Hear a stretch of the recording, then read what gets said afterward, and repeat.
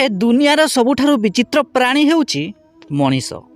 कहीं मनीष सबकिछि खोजिବାକୁ चेष्टा करिथाए किंतु केबे भी निज भूल को खोजिବାକୁ चेष्टा करि नथाए।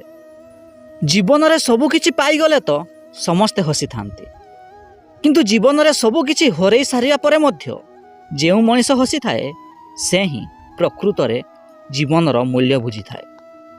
जदि केही जोर जबरदस्ती आपणक सहित जुक्ति करिया चाही थाए ताहेले चुपचाप से जगारू चली जातु कहीं जुक्ति लगिबा द्वारा कौनसी समस्यार समाधान होई न थाए बरं अଯଥା जुक्ति लगिबा द्वारा आपणक सम्मान हानि होई थाए। आपणक पाखरे जेतिकी अछि सेतिकी रे खुशी रे रहिबा चेष्टा करंतु कहीं अन्य को देखि ईर्षा कले आपणक पाखरे थिबा खुशी मध्य दुख रे बदली जाई पारे।